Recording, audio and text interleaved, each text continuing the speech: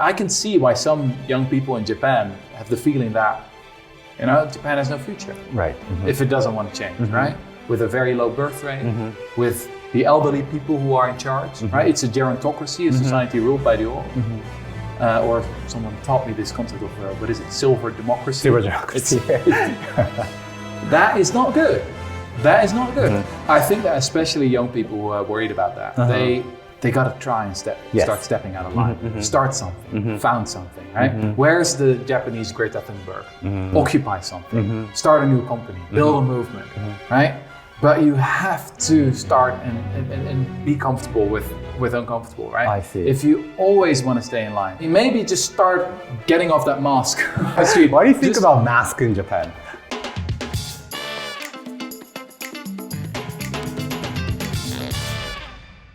Peer pressure. So there are a lot of centrists in Japan.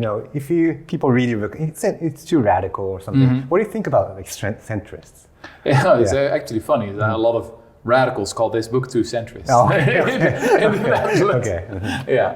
I think that we live in radical time, to be honest. So if you just look at the challenges that lie ahead, and I've said something about climate change, but it's also, COVID has reminded us of this. New technologies, just synthetic biology. We've been reminded again of the risk of nuclear war. The status quo is simply unsustainable. And maybe even more so, by the way, in Japan. I mean, this is a society that, unless it radically changes course, I don't know, I can see why some young people in Japan have the feeling that, Japan has no future. Right. If it doesn't want to change, right? With a very low birth rate, with the elderly people who are in charge, right? It's a gerontocracy, a society ruled by the old. Or someone taught me this concept of, what is it, silver democracy? Silver democracy. That is not good. That is not good. Do you use that term, silver democracy? I learned it today. You learned it today? Yes. So it's a very Japanese term. I guess so, Okay. I guess so. But that is very problematic. Yes. So I think that especially young people who are worried about that, they got to try and start stepping out of line, start something, found something, right? Where's the Japanese Greta Thunberg? Occupy something, start a new company, build a movement, right? But you have to start and be comfortable with uncomfortable, right? I see. If you always want to stay in line, I mean, maybe just start getting off that mask when you walk in the street. What do you think about mask in Japan? Well, I mean, for me, it's a symbol of this. It's a symbol of this social conformity, right? Because there's no scientist who believes that wearing masks outside works for anything, right? But still, everyone wears it. Yes. And I mean, I understand it indoors, maybe, but I even don't do that personally. For me, it's a symbol of this social conformity, right? Is that people just find it really, really hard to stand out from the group. And I understand that, and that's part of human psychology. And it's maybe, even exacerbated by Japanese culture, which also has very positive sides. As I said, the hospitality, the kindness, the cooperativeness, etc., etc. But when a society needs to change, which is now clearly the case in Japan, you gotta start making people a little bit angry and nervous and uncomfortable. That's just simply necessary. That's been the case throughout history. Yes. The people who fought against slavery, the people who fought for women's rights, the people who are fighting now for animals' rights, they've always been regarded as crazy and idiots and dangerous, etc. But that's where progress comes from. So I 100% agree with you, but the irony is that when I talk to young people in Japan, so they understand that it's a silver democracy in Japan declining. But instead of being angry or starting their own company, they become more selfish. They reach out to self-help books, becoming like a Machiavelli, because in order to survive this economy, they should be more selfish, more not nice to people. What do you think about that situation? And I kind of understand their feelings. Sure. And that's one risk, that's one danger. And self-help is, that's popular everywhere. Yes. Let's be honest here. How about the Netherlands? All these self-help books, they basically promise you that you will feel better about yourself after reading it, right? They want to make your life more easy. I'd love to write a self-help book as well. Maybe that's going to be my next book. You're writing a self-help book? Yes. But then it's going to be the opposite of that. So it would be a book that will make your life more difficult, but more meaningful as well, and more worthwhile in the end. That you lie on your deathbed and think, okay, I actually did something of significance, instead of just being a copycat, right? Instead of just living my life like everyone else. Those who stood on the right side of history, they made things more difficult for themselves, right? They challenged themselves, and often they paid a pretty high price. Right? I just recently spent 1.5 years studying the history of abolitionism, the fight against slavery. And many of these people suffered, had burnouts, struggled with their mental health. But they could say that to themselves in the end, I've done something very meaningful, right? I tried to change the course of human history. I think that's also something that many people are looking for everywhere. In Europe, in the US, in Japan, people want to live meaningful lives. Do you think that being meaningful and being decent connects to each other? Sometimes, but not necessarily. So one risk of the thesis in my book is that people may read it and think, oh, humans are decent after all. Yes. Well, then I can just nice. relax. Yeah, relax. People are nice. Yes. No problem. No problem. Yeah. Yes. I can just enjoy my life. Let's post another photo on Instagram, have a nice white wine. That's the risk often. And it's also the paradox, is that on the one hand, we humans have evolved to be friendly and to work together. But on the other hand, progress sometimes comes from the people who are willing to be unfriendly, right? Well, it's a paradox that we gotta learn to live with. Because you mentioned Machiavelli on your book, and you're kind of critical about him, but I read his book, Prince, and he was right in some way that the job of political leaders to get things done. In his time, it was home security. For instance, if he was a CEO, his job or her job is to make money to secure people's jobs. So do you agree with that, or do you think people should be more decent compared to Machiavelli? So I agree with the analysis that in the fight against injustice, winning is a moral duty. There's sometimes this tendency, particularly among progressives and on the left, to have the noble loser as a role model. So the noble loser is someone who's on the right side of history, but doesn't change anything. Right? It's like, oh, I was right, but I lost again. Oh, we've lost the elections again, but we were right. Yes. But the thing is, you got to win, right? Yes. Because good intentions, right? You don't help anyone.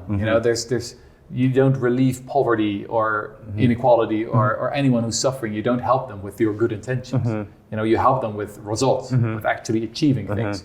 And then sometimes you need to be really pragmatic. Yes. The abolitionists were very, very pragmatic. They often used arguments. This is actually stunning. So one of the main abolitionists, Thomas Clarkson, at the end of the 18th century, he realized that he would not get far in British Parliament by saying, oh, slavery is terrible because the black slaves are suffering so much, because no one cared about the black slaves. What he started to do is to say, we got to abolish the slavery because the white sailors are suffering so much on the slave ships. And the mortality rate is very high. And he calculated that it was 20%. For us today, that's bizarre, right? Did he really use that argument? But he was very pragmatic, and he knew that that argument was much more successful in Westminster to convince politicians.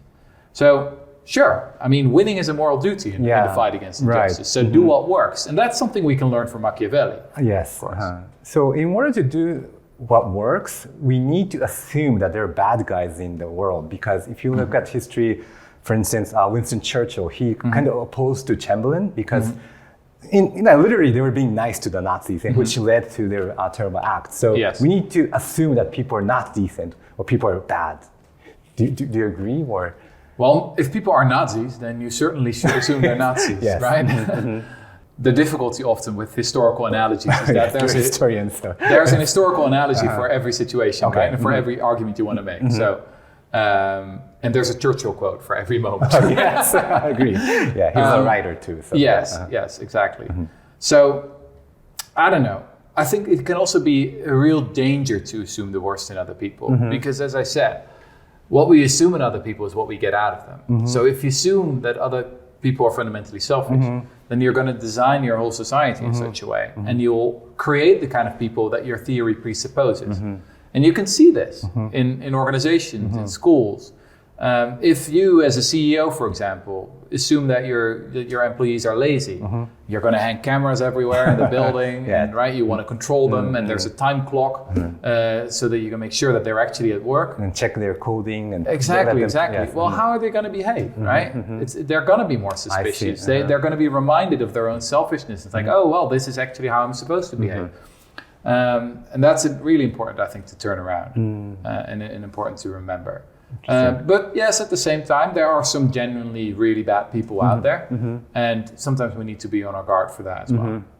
But what's interesting is in your book you mentioned drink tea with terrorists or don't punch Nazis. What did you mean by that? It's easy for us to assume the best in our friends. It's easy for us to assume the best in our colleagues, right? Those who are close to us.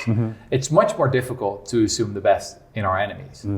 But there we can achieve the greatest results. So in the book, I tell the story of the criminal justice system in Norway, which is bizarre, to be honest. So you visit a prison in Norway and you think, oh, this is not really what a prison is supposed to look like, right? The prisoners get the freedom to socialize with the guards, to study, to watch videos and films in the cinema. There's one prison that has its own blues band. The prison is called Bastøy, so it's called the Bastøy Blues Band. They've got their own music label. It's called Criminal Records. And you think like, this is very weird. And at the same time, these are people who did very bad things, right? They committed murder sometimes or rape. But the philosophy of the Norwegians is that we should not sink to the level of them, right? And if we sort of turn the other cheek, if we assume the best in them, then we can actually create better citizens out of them. And if you look at the numbers, if you look at the hard science behind it, it turns out that the Norwegian prisons that don't look like prisons at all are actually the most effective prisons in the world. So they have the lowest recidivism rate. Recidivism is a chance that you'll commit another crime once you get out of prison. And that chance is nowhere as low as in Norway, to my knowledge, at least. So that's quite counterintuitive. Most people in most societies want vengeance, right? They want to punish the criminals. And in Norway, they do punish in the sense that your freedom is taken away, you are locked up. But apart from that, they don't want to punish people additionally, because usually people don't get better when you punish them. And so for society, it's really essential that we try and improve these people. And that's a model that you can, I think, apply in many other domains. Interesting. Can I talk about basic income? Of course. Yeah. So the viewers watching this video, so in Japan, we like to think about the future and the end of the year or the beginning of a new year. So people like to hear predictions. I know you're a historian, but so do you think basic income will spread, people will be more keen to basic income in 2023 or in the future? Yeah. Well, it has been spreading. It has been spreading. So I wrote my first book about this in 2014 in the Netherlands. And at the time, I had to explain everyone what basic income even is. Most people didn't know. They thought, basic income, what do you mean? Is that like the base salary of the bankers on top of which they receive their bonuses? What is that? And I said, no, basic income is a very simple and radical idea. It's to completely eradicate poverty. And it's just an unconditional monthly grant, enough to pay for your basic needs. It's venture capital for the people. Right? That's an interesting question. People can decide for themselves how they want to live their lives, and it will give them the freedom to follow their intrinsic motivation. And at the time, it was a completely forgotten idea. Right? Many people hadn't heard about it, and they thought it was utterly crazy. But today, actually, there was recently a piece in the New York Times about the wave of basic income experiments in the US. There are now dozens of experiments going on a local level. Someone was recently joking to me that we will have a basic income for everyone at some point because everyone will be involved in some experiment somewhere. Look, I think the way forward is not that. I don't think any society will implement a basic income overnight. But what I think can happen and is happening in some places is that the welfare state as we have it now can be more basic income-ish, right? So the welfare state can be more unconditional, right? We can remove all kinds of conditions and basically have more trust in the recipients of welfare. I see that happening in my own country. So the Netherlands has changed profoundly in that respect in the last 10 years. And that's the way forward, I think. You mentioned in your last book that in the 1960s, in the era of Nixon, US tried a lot of experiments to prove the outcome of basic income. Could you explain this to our readers? Yeah, ever since the 1970s, we've had hundreds of experiments with basic income, and they show the same result time and time and time again. Poverty goes down, kids do better in school, health improves, and most of the time it's actually literally free money because you save a lot of money by implementing a basic income. So it's a good thing. Lower healthcare costs, lower policing costs, lower judicial costs. You get more productive citizens who pay more taxes, etc., etc. So it's not left wing or right wing. In some ways, it's quite right wing, right? If you're financially prudent, right? This is pretty sound economics. Yes. And actually, at the end of the 60s, almost all the American economists, from the left to the right, they all believed that some form of basic income was going to be implemented in the US. And it was Richard Nixon, of all people, the conservative president, who came up with a proposal. And it almost happened. But in the end, the Democrats killed his proposal. They were in favor of basic income, but they wanted a higher basic income. So that's a really bizarre moment in They wanted to go much history. farther. Yes, they should just have accepted the compromise. Yes. But then, after that, the oil crisis came and just the whole political zeitgeist shifted. The era of neoliberalism began. And basic income was forgotten. But it could have gone in a very different direction. Do you think that'll spread? Because I want to ask that question because in the 1960s, we were very much close to realizing basic income because of the oil crisis. And, if there's a downtrend in the economy, people forget about those debates. And right now, people are thinking about Russia, oil prices, climate change. Do you think the debate will still go on? It's a good question. Well, the biggest basic income experiment we recently had was during the pandemic, right? Many governments were forced to start printing money and giving it to everyone because they had no other option. So that was another example where bureaucrats, policymakers, and politicians learned in real time this actually works really well. And no, people don't, all spend it on alcohol or tobacco or drugs or whatever. They use it, in a pretty sensible and good way. But you're also right. In general, recessions are not good for realizing your ideals. This is one of the reasons why I'm a little bit skeptical about this new philosophy of degrowth. People don't really like that slogan. If you say, vote for me, you'll get less. I still think that, we need forms of economic growth, but then redefine what growth is, right? And make it sustainable, and make it green growth, and not growth in nonsense, but growth in meaning and growth in real innovation. I guess that's what we need. Because I want the readers, after reading your book, to feel more positive. But the irony is that right now we have very weak yen, and we are in a declining economy. We call it the last 30 years. So it's very difficult for us to be self-motivated. What can you say to our Japanese audience who are in the business sector? Yes. So I would say that you got to start with the realization that you're still incredibly privileged, right? So you're still, I know numbers from the Netherlands. In the Netherlands, with a median wage, you're already part of the 3.5 richest in the world. I would assume that's more or less similar here in Japan, especially for people in the business sector. So we are extraordinarily privileged people, right? We have a lot of capabilities to make a difference. And then still, it's a super highly educated society. There's a lot of talent here. I think there are a lot of young people who are looking to make a contribution. Yes, they're dissatisfied. I think just the fact that a book by someone who calls himself a Marxist philosopher suddenly sells 500,000 copies. Kohei Saito. Yes. That, whether you agree with him, yes or no, that suggests to me that there's potential for change, right? And people may not agree with all the answers, but at least they want gotta, change. Gotta ask the questions, right? And I was recently doing an interview with a young Japanese student who told me how excited he is to work on cultivated meat, for example. I see. And change the future of agriculture. I think that and this is my short impression. Obviously, I'm not an expert on Japanese culture, but I would say that there's a lot brewing, right? And there is actually more ambition and idealism if you scratch, and look under the surface. So I want to repeat that question about like being on the right side of history. So if you look 50 years from now, which side we should be on to be on the right side of history? That's a great question, obviously.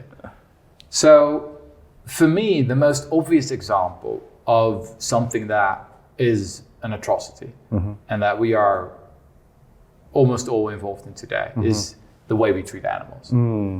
Every single week, there's new evidence coming in from our best scientists that shows that animals are so much more like us than we like to believe, right? They're sentient creatures. Yeah, they have feelings. They have feelings. Yes, they have the capacity to suffer. And we treat them in the most horrible ways, right? We lock them up in huge barns. Chickens, for example, we've created chickens that are bred to suffer, basically.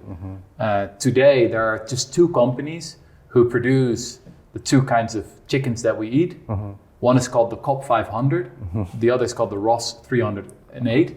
It's almost like cars, these names. Yeah. But these chickens grow so quickly is that they're basically, as I said, bred to suffer. Yes, it's like a factory for, yes. Exactly, exactly. And if you have like 2 varieties of food, one with painkillers and one without, the chickens always prefer the food with painkillers. So they're in permanent pain, basically. I think that the historians of the future will be absolutely horrified by that. And I think that the way forward here is innovation. The track record of vegans and vegetarians is pretty bad. They've been trying to convince the rest of society to go vegan for 40 years and not very successfully. Maybe a little bit more successful in the last couple of years. But I think in the end, it's going to be entrepreneurs and innovators who are going to make the change. I see. By revolutionizing agriculture, cultivated meat, precision fermentation, plant-based meat. We need alternatives that are tasty, that are cheaper, that are healthier. And it's just one of those examples where we basically need innovation. We need to want those kind of things. Yes. And again, this is why I don't really like the slogan of degrowth, because there are just so many things that I want that don't exist yet. I want to go to Mars. I want to have like cheap jetpacks. I want to have clean meat. So we still need capitalism. Yeah. Well, a form of capitalism, I would say. So I don't know. I don't like all these boring debates about capitalism versus socialism. If you look at the best countries today, which in my view are probably the Scandinavian countries, they're a mixture, right? I see. It's always a mixed economy that are the best. So I don't like these dogmatic discussions about, are you pro or anti-capitalist? I don't really like that. Markets obviously can be very powerful, and obviously they can be very destructive and stupid as well. So I think that the market always needs to be tamed by sound regulation. Sometimes you need a very entrepreneurial government, actually. So if you look at the revolution in sustainable energy, that's not because of Silicon Valley, right? Why is the cost of solar energy declined by 90%? That's investments by Germany, right? And then by Spain. They've spent hundreds and hundreds of millions of dollars on these solar panels when they were still very expensive. So don't be dogmatic about these things, please. Again, Machiavelli, right? Do what works. Yes. I see. I'm not, by the way, I'm not in principle against meat. You know, if you hunting, for example, I'm perfectly fine with that. But the modern practice of factory farming is horrendous. It's absolutely horrendous. It's super unnatural. I think it's monstrous, to be honest. And that's the reason why I'm vegan. And it's just one of those examples where I think that the historians of the future will judge us very harshly for what we're doing today. So, but on an optimistic note, we need to end. Great. So we're about to end our show, and I want our viewers to like some takeaways. And I liked your book that in the end you had like 10 tips. Yes, 10 rules for life. 10 rules, yes. What's your favorite? My favorite rule for life is, I think, probably the first one. Even when in doubt, you got to assume the best. Assume the best. Yes. So quite often we're in doubt, right? We don't really know if the other person has good intentions. We like to doubt. And I think there are a couple of good reasons why even then we should assume the best. So in the first place, statistically, it's rational. Most other people mean well. So statistically speaking, you'll be right most of the time. And the second reason is that sometimes if people don't mean well, right, then your positive response could actually change them, right? And this is something that you can quite often see in all kinds of interactions, right? If you are acting in a nasty way towards me and I respond friendly and kind, then it becomes much harder for you to keep being nasty. But most importantly, I think we should accept that if we want to live our whole lives trusting most other people, we will be conned a couple of times in our life. Interesting. That is just the kind of damage we should accept. So I sometimes ask this during lectures and talks. I ask the audience, like, okay, please raise your hand if you've never been conned, if you've never been the victim of some kind of fraudulent scheme. And then only very few people raise their hands, like maybe 3, 4, 5. And I say to them, you should see a therapist. Because your attitude is not trusting enough. The only way you can prevent, ever being conned is you always got to distrust all people around you, right? So people often feel very ashamed when they're the victim of a fraud or something like that. But I think they should see it as a sign of their humanity. It is intrinsic to human nature that we are very quick in trusting other people. And that actually is the secret of our success. That was powerful. So you're a journalist and you kind of helped found the Correspondent. So we as media, we want to know how can we change Japan in a positive way? And what are the roles of media to take part in that change? I think the first realization we have to start with is that the news is the problem. There's a lot of evidence that the news makes people more cynical, more pessimistic, and basically gives them these feelings of hopelessness, right? There's a concept for this in psychology, and they call it mean world syndrome. Is that you get the feeling that the world is just a nasty, terrible bad place. People and bad things happening every day. Exactly. And we also know from quite a lot of research that people who are really addicted to the news actually have a completely misguided view of what the world is really like. So you ask news consumers, has extreme poverty declined or increased? And most think that it has increased, even though it has fallen by 50%. Right? It could have been on the front page every single day for the past 25 years, right? Extreme poverty has declined by 200,000 or something like that. But people don't know that because the news almost always focus on the bad stuff. Now, I'm not saying that the news is the same as all journalism, right? Good journalism helps us to zoom out. Right. And I'm very excited about a new movement that's happening right now and spreading. And it's called the movement of constructive journalism. Constructive journalism is not happy clappy journalism. It's not only positive news, like another panda has been born in the zoo or something like that. That's not what I'm talking about. Constructive journalism focuses on the real issues, the real forces that are really shaping our society, whether that's positive, decline in extreme poverty, or negative, climate change, the planet warming. But it also focuses on the solutions and on the people who are coming up with those solutions, right? So it doesn't make people necessarily optimistic, but it does give them hope, right? And hope is about the possibility of change, that you can actually make a difference. Constructive journalism is also about protecting democracy, right? A good journalist can never be neutral. If you're neutral, then you're, I think, in my view, the enemy of democracy. You should always be pro-democracy. Freedom of association, freedom of expression. Those things you can't be neutral about that. You have to be radically in favor. You have to take sides. Exactly. Some things you have to take sides as a journalist. And this is a real problem in a lot of news journalism, is that, they try make to be he neutral, said, she said, right? Yes. Pros and cons, and Exactly. It's what we call false balance. You really have to think about what are your own ideals and values as a journalist. And I think democracy is absolutely essential. It's our lifeblood. Without democracy, we are lost. So I'm quite excited about this movement of constructive journalism. I think it's spreading in many different countries now. I also heard that by how you wrote this book, you had kind of a constructive discussion with your readers. Yes. All the chapters in this book were initially articles on the Correspondent. You originally published on the news site. Yes. Okay. Yes. And so a lot of writers, when they write a book, they go offline for, a couple of years. Yeah. And then they go to a hotel and and then they have some readers and editors, and then they publish it. I had thousands of editors for this book. So it was, in a way, it was a crowdsourced book. I published all these articles and received a lot of really good criticism, and then learned from that. What we've done is we've asked all our members of the correspondence to include their full name, to include their expertise, and we do not ask them for their opinions. Opinions are free, right? That's boring. Yeah. No, we ask them what they can contribute, what they know, right? I see. So we call it contributions. That's interesting. And that's much more interesting because then if I publish an article, say, about the anthropology of Easter Island, I've got one chapter about that in the book, then what you get are verified responses from real experts on Easter Island, verified responses from anthropologists, etc. And you learn so much more then. So this is one of the greatest untapped sources of knowledge in journalism. It's the knowledge of readers.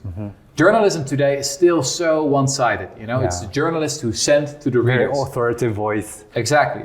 Yeah. And they don't really listen. And I'm not saying that all readers have always something to contribute, and some people just want to read, right? And they don't want to participate in that way. But yeah, for me, for writing this book, it's been very valuable to actually learn from my readers. Yeah, but I 100% agree with you, but it won't take much time because once Oscar Wilde cited that socialism takes too many evenings. Yeah. There should be a dictator or someone very strong leader to create some books for journalism or democracy. I'm still the author of the book, right? So I was still in charge, right? I was still the editor of the whole thing. I wasn't a dictator or anything, but I agree with you. I mean, that's always a tough balance we have to strike, right? You're absolutely right. The problem with socialism is it takes too many evenings. Yes. And today we are in a bit of a hurry with, like climate change, deadlines, etc. And that's something I always struggle with in my thinking. We have to deal with that. Okay. Thank you so much, Rutger, for the great, inspiring interview. Thank you so much. Thank you. Okay.